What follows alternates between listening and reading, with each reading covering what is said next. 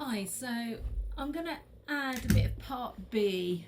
I've been thinking about it as I've been doing mine, how I perhaps need to explain a bit more clearly. So you can see on this corner, admittedly this is a hard edge, this one. I don't know if you can see because it's almost serpentine-like. It's got the three curves going on. But I've gotten to the ultimate corner and you really do have to pull so as to reduce the rucks that I mentioned, and then I've just put in two tiny pleats there just on that corner. That's not a 90-degree corner, so that's why it's needed the pleats. This will be, of course, the edge, the back edge, and what you might find you need to do on the corners is, because with all the tensioning you end up with a surplus of perhaps your poly wadding or your cotton wadding, so just don't be afraid to cut that away. And in fact, on that corner, almost pinch the corner, be careful you don't gut your fingers, and cut off that excess there. And then as you get to the corner, so all the time making sure you've not got any of that excess coming down the side, that it's hidden away. A lot of upholstery, and this part of upholstery, is about the feel and feeling that, when you rub your hands along that edge, that it's nice, it's as smooth as you can get it, that it's happy.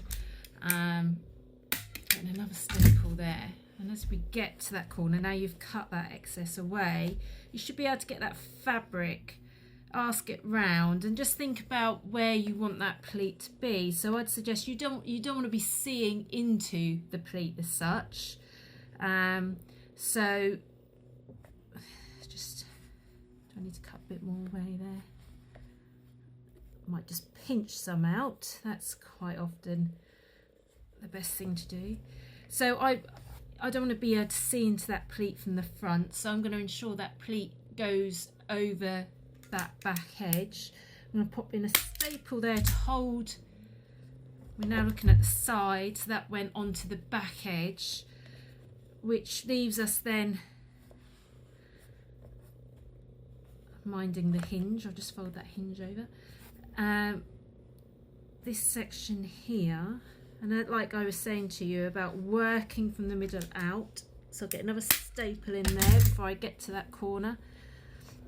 And then often what's handy is to use a regulator, but if you don't have one of those, if you were to Google it or put it in eBay, you could get one ordered, I'm sure, for about £10. But if you don't have one of those, just as good, and what I do sometimes if I can't find my regulator, is just use a flathead screwdriver, just so you can really get that fold on your corner as nice as possible. You see, I'm just popping that into there whilst maintaining that tension, and there we go, one staple, job done. How nice is that? And I might just get another staple in alongside of it, just to keep it nice and flat. Now the trick is, so I've done that side. Trick is to then ensure I get the other side as near to the same tension wise as I've already produced. So I'll be getting on with that. And like I say, it's all good practice for that lovely top cover that you're going to pop on next.